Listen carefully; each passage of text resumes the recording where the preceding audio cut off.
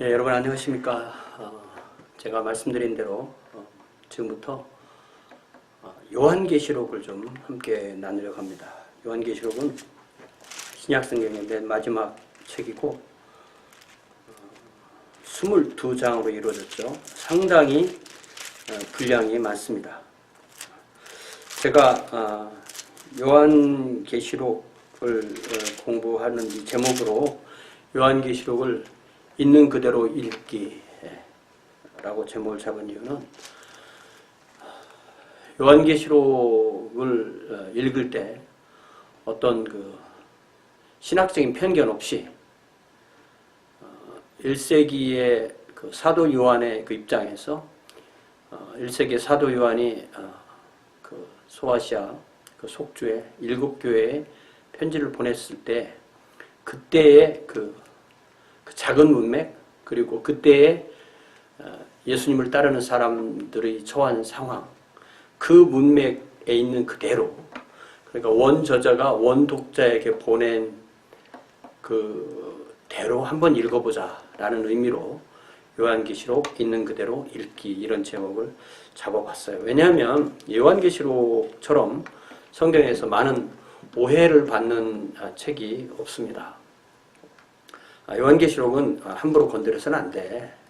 요한계시록은 다루기 어려운 책이야.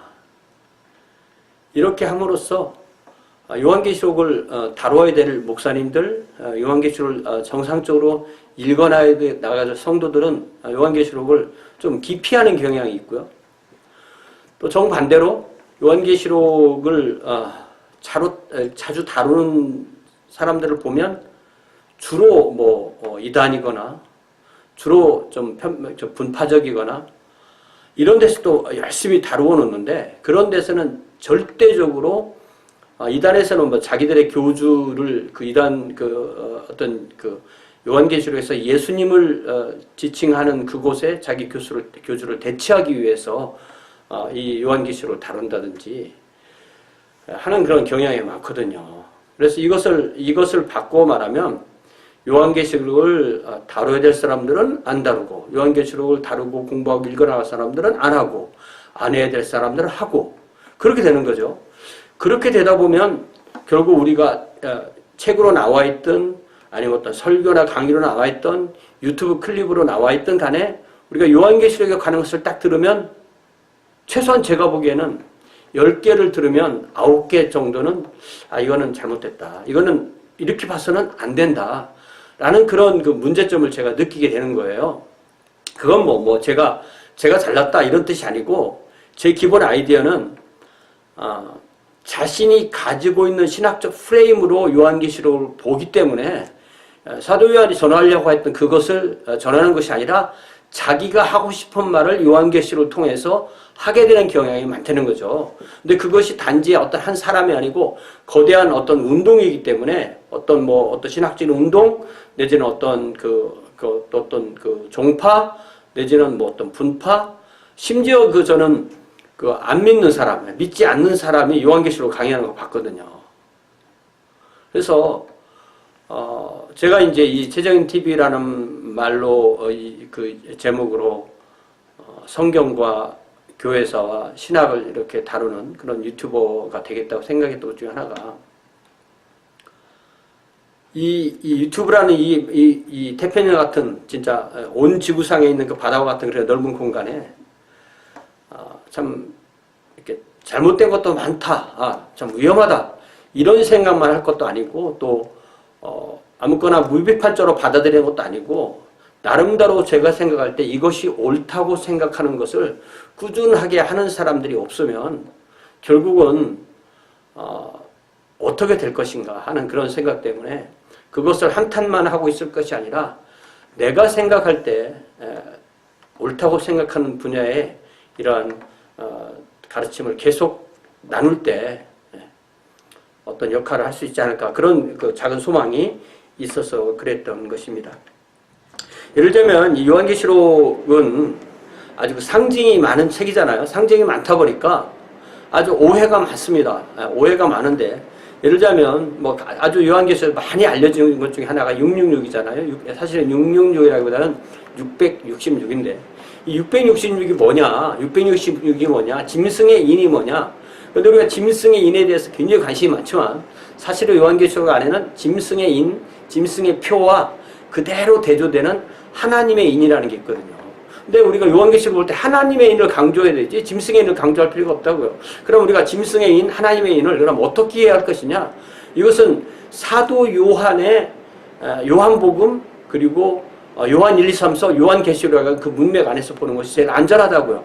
그렇게 보면 사도 요한이 이 요한 1서 4장에서도 무엇이 적그리스도냐? 요한 1서 전체에서 그리스도인과 비그리스도인 또 어떤 그리스도를 반대하는 적그리스도들 또 그리스도인 이렇게 나눌 때 결국은 예수님을 믿는 사람이 그리스도인이고 예수님을 안 믿는 사람이 적그리스도인이라고 할 때 그러니까 불신자를 지칭하는 말 중에 하나가 적그리스도인이거든요.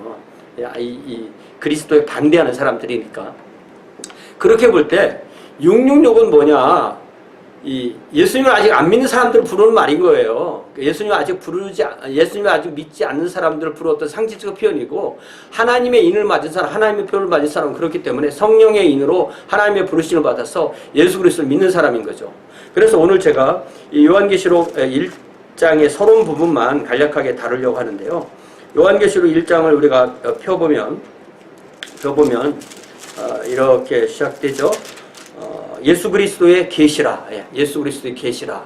그러니까 요한계시록에서는 예수님이 드러나야 되고요. 예수님이 알려주신 것이 드러나야 됩니다. 계시라는 말은 우리가 다 알다시피 어떤 연극을 연극을 공연하기 위해서 커튼으로 안에 그 배우와 그 무대를 다 세팅해놓고 그 막을 쳐놓았던 그 막을 커튼을 이렇게 열어놓는 것. 이것을 계시라는 단어의 정의잖아요.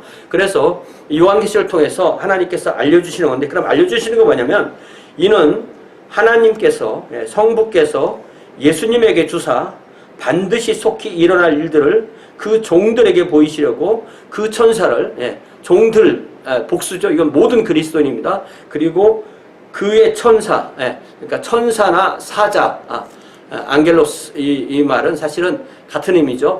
그 어떤 천사를 그 종류 안에게 그러니까 모든 종들은 모든 그리스도인이고 그 모든 그리스도인들에게 전할 내용을 그러니까 성부, 성자 그리고 천사 그리고 요한 그리고 모든 그리스도인 이렇게 점층적으로 연결되는 이 고리의 계시의 흐름을 우리가 볼 수가 있죠. 자, 그런데 오늘 제가 첫 시간에 강조하고 싶은 것은 바로 이겁니다. 요한계시록 1장 2절에 보면 요한은 하나님의 말씀과 예수 그리스도의 증거 곧 자기가 본 것을 다 증언하였느니라. 이게 우리 개역 개정 성경이요. 이 증거라는 말과 증언이라는 말을 이렇게 좀 교차적으로 사용하거든요. 개역에서는 증거라는 말만 썼어요. 그런데 증거라는 말은 증거라는 그러니까 프루프라고 말할 수 있는 단어는 거의 성경에 사실 없습니다. 그러니까 개역 개정의 증언이라고 된 것은 다 증언이 맞고요. 증거라고 말한 것도 다 사실은 증언이 맞습니다. 그러니까 예수 그리스도의 증언 곧 자기가 본 것을 다 증언했다. 그러니까 예수님께서 그에게 증언해 준 것을 또 증언했다는 그런 의미입니다. 자, 그러면 여기에 나오는 하나님의 말씀과 예수 그리스도의 증언 요게 뭐냐 이거예요. 요게 뭐냐 이거예요. 그리고 예를 들면 1장 9절에서도 보면 나 요한은 너희 형제요 예수의 환난과 나라와 참음에 동참하는 자라. 아까 말했듯이 종들과 종이죠. 여기에 또 나오는 것이 하나님의 말씀과 예수를 증언하였으는 말미암아. 그래서 요한계시록의 핵심 주제 중에 하나가 이 도미티아누스 핍박, 이 90년대 중반에 있었던 도미티아누스 핍박의 그 과정 중에 있던 그 성도들, 특별히 소아시아의 성도들과 모든 성도들, 그리고 그 핍박의 직접 핵심에 놓여 있던 사도 요한이 예수 그리스도를 믿는 그 자신과 같은 신앙을 가진 사람들에게 두 가지를 잘 지키라고 한 건데 그 두 가지가 바로 뭐냐면 예수 그리스도의 증언, 예수 그리스도의 어떤 그 예수 그리스도를 구주와 주님으로 믿는 것, 그리고 하나님의 말씀. 네. 그러니까 이게 뭐냐면 요한 1서 4장 같은 데 보면 누구든지 하나님을 믿노라 하고 그 형제를 사랑하지 않는 자는 이건 거짓말하는 사람이다. 눈에 보이는 사람을 사랑하지 않는 사람이, 형제를 사랑하지 않는 사람이 눈에 보이지 않는 하나님을 믿을 수가 없다. 그러니까 이거는 결국은 요한계시록은 이 믿음이라는 것이 속에 있고 그것이 겉으로 드러나는 것이 사랑으로 드러나는 건데, 그것을 요한계시록은 예수 그리스도를 믿는 믿음을 지키는 것, 그리고 하나님의 계명인 사랑을 행하는 것. 그래서 이것이 전체적으로 한 5, 6번의 요한계시록에 반복적으로 나옵니다. 그래서 어떤 그 핍박 상황에 있는 그리스도인에게 믿음을 잘 지키고 그 믿음이 살아있는 것을 사랑으로 드러내는 것이 성도입니다 라는 것을 반복적으로 얘기해 주는 거예요. 그러니까 이 얘기를 바꿔 말하면 요한계시록이라는 책이 1세기에 처음 쓰였을 때부터 지금 오늘날 우리의 때까지 모든 시대에 이 요한계시록이 의미가 있는 책이어야 되지, 그때는 아직 안 이루어졌고 지금이 이루어지기 때문에 지금에만 의미가 있는 것이고 그때는 의미가 없는 책이다. 이렇게 되면 안 되는 거죠. 요한계시록은 써 있었을 그때부터 지금까지 계속 의미가 있고, 자, 그렇다면 예수님은 만약에 예수님께서 이제 금년 안에 오신다라고 해도 그럼 금년에만 의미가 있는 책이 아니라는 거죠. 왜냐하면 우리가 생각하는 시간 개념이라는 것이 사실은 우리는 뭐 상상으로 생각할 수 있는 시간이 몇천 년이잖아요. 그러나 하나님께서는 하루가 천년 같고 천년이 하루 같기 때문에 우리 모두에게 우리 임박한 주님에 대한 이 가르침은 1세기부터 오늘날까지 모든 시대의 모든 세대 사람들에게 주님은 임박한 주님, 오늘 오실 수 있는 주님으로 우리가 받아들여야 되지, 우리가 지금 오늘날 주님 오실 때 가까웠기 때문에 1세기 그리스도인들은 주님 오실 날이 가까우지 않았다고 생각하는 것은 그거는 아주 큰 착각에 속합니다. 자, 그래서 3절에 보니까 이 예언의 말씀을 읽는 자와 듣는 자와 그 가운데 기록한 것을 지키는 자는 복이 있나니 때가 가까움이라 이렇게 되어 있죠. 그러니까 그때는 성경이라는 것이 어떤 그 오늘날처럼 이렇게 많은 사람이 개인적으로 가지고 올 수 있는 그런 상황이 아니기 때문에 이 편지를 보내면 그것을 필사하고 한 교회에서 그것을 필사했을 때는 그것을 또다시 많은 사람이 모여서 들을 때 읽는 사람이 있고 듣는 사람이 있고 또 듣고 그 말씀을 그대로 지키는, 그래서 이것은 하나님의 말씀을 단지 요한계시록뿐만 아니라 모든 하나님의 말씀을 우리가 읽고 또 듣고 또 그 말씀대로 하나님 앞에 순종하며 사는 것, 이것이 우리의 신앙의 핵심인 것을 알 수가 있습니다. 자, 요한계시록의 한 특징이 뭐냐면요, 요한계시록은 사도 요한의 그 저작 방법 중에 하나인데 어떤 핵심 주제가 있으면 그 핵심 주제를 놓고 어떤 동심원을 그려가면서 뭐 큰 동심원으로부터 해서 안으로 간다든지 아니면 안에서부터 더 이렇게 발전하면서 계속 나오는데 이렇게 어떤 동심원을 그리는 그런 스타일이 바로 이 요한의 그 저작 방식이에요. 그래서 이것을 요한계시록에서는 이렇게 똑같은 내용이 뭐 서너 번 이렇게 돌아요. 이것을 어떤 선으로 놓고 이것을 시대 안에다가 이것은 100년경이고 이거는 1000년경이고 이거는 1500년경이고 2000년경이다 이렇게 자꾸 집어넣고 싶어 하는데 그것이 아니라는 겁니다. 그래서 여기에 한번 나온 것이 여기에 또 나오고 여기에 또 나오고 이런 식으로 요한계시록으로 되어 있어요. 앞으로 우리가 공부를 하면서 이것을 많이 확인할 것이고, 이렇게 함으로써 어떤 핵심 주제를 우리가 파악하는 것으로 가야지, 이것을 어떤 시대의 어떤 특정한 사건에 이것을 맞춰야 되겠다라고 하면은 요한계시록을 이해하는데 많은 문제가 이렇게 일어날 수밖에 없습니다. 자, 그래서 제가 금년에 성경 통독을 우리 연대기적으로 하면서 뭐 연대기적으로 하든 안 하든 요한계시록을 맨 마지막에 이제 읽게 되잖아요. 요한계시록을 맨 마지막에 12월 말쯤에 읽게 되는데 제가 생각할 때 여러분들이 좀 실망할지 모르겠지만 이 요한계시록 강해를 금년 안에 계속 꾸준하게 하려고 해요. 뭐 일찍 끝날 수도 있고 늦게 끝날 수도 있지만 너무 양을 많이 하지 않고 좀 적게 하면서 좀 가능하면 쉽게 하고 가능하면 이 본문이 말하는 것이 무엇인가를 요한계시록 안에서의 문맥, 요한서신 안에서의 문맥, 또 신약 성경 안에서의 문맥, 또 특별히 구약 성경에서 요한계시록 말하는 것의 이 문맥, 이런 모든 것들을 같이 나누어 살펴가면서 또 우리의 삶에, 우리의 오늘날의 신앙에 어떻게 적용해야 될 것인가, 이런 것을 생각하면서 요한계시록을 읽어 나가려고 합니다. 오늘 서론인데요. 너무 이렇게 깊이 들어가진 않았지만 어쨌든 핵심은 우리가 우리의 믿음이라는 것이 무엇인가, 그것이 핵심이죠.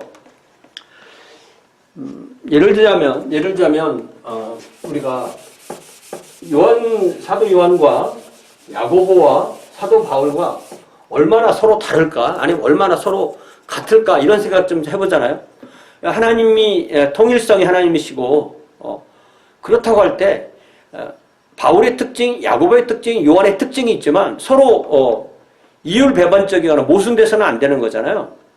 예를 들자면 여러분들이 제가 조금 아까 말했던 이 요한의 믿음과 사랑이라는 이 개념을 사도 바울에서 하나의 성경 구절을, 그거를 말하는 성경 구절을 한번 대표적인 것으로 한번 찾아서 읽어보자면, 제가 평소에 강조했던 갈라디아서 5장 6절을 한번 보면 이런 말씀이 있죠. 갈라디아서 5장 6절.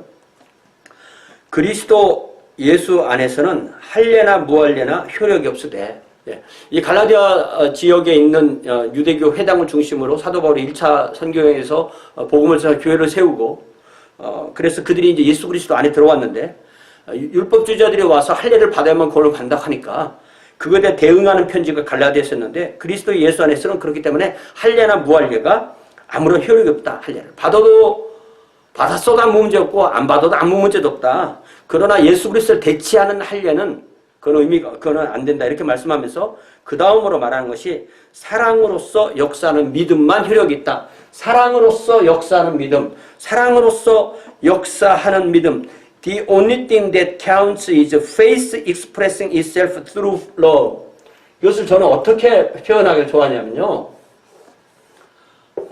만약에 이게 눈에 보이지 않는 부분이고, 그렇게 나무로 말하면 뿌리 부분이고, 이 부분이 나무로 말하면 위에서 눈에 보이는 부분이라고 한다면, 그리스도인들은 이 믿음이 우리의 속에 있는 거고, 그것이 드러나는 것이 사랑이다, 이 이야기를 하는 거죠. 이 이야기는 결국 사랑으로서 일하는, 사랑으로서 그 자신을 표현하는 믿음만이 효력이 있다, 이렇게 말하는 거죠. 이렇게 말할 때 사도 요한이 그의 독자들에게 여러분이 이 환난의 상황에서 지켜야 될 것인데, 그것이 바로 여러분들이 예수님의 증언, 예수님을 믿는 그 믿음과 하나님의 계명을 지켜야 되는데, 하나님의 계명인 사랑을 지켜야 된다, 이렇게 말하면 이게 똑같은 거죠. 야고보도 마찬가지입니다. 야고보도 여러분들 믿음으로만 구원받는지 말하지만 행함이 없으면 구원을 못 받는다는 얘기는, 이 믿음과 행함이 이 행함을 야고보가 구원의 조건으로 제시한 것이 아니라, 살아있는 구원이라면 행함이라는 결과와 열매가 따라야 된다는 그것을 강조한 거죠. 그러면서 아브라함 예를 드는 거 아닙니까? 그래서 이런 면에서 야고보서 2장, 갈라디아서 5장, 요한계시록 1장, 이렇게 볼 때 우리가 성경을 해석해야 된다. 또 성경의 그 각 저자의 특성은 특성대로 있지만, 또 그들의 어떤 이 통일성도 우리가 반드시 봐야 된다. 이런 면에서 우리가 성경을 읽어 나가면 오해에 빠지지 않고 어떤 신학으로 성경을 읽는 것이 아니라 성경이 나의 신학을 바꾸는 그런 공부를 우리가 할 수 있을 거라고 그렇게 생각이 됩니다. 여러분, 저와 함께 요한계시록 읽어 나가면서 더 살아있고 또 생생한, 그리고 즐겁고 활기찬 그러한 주님의 자녀로서, 주님의 종도로서의 삶을 살 수 있기를 바랍니다. 감사합니다.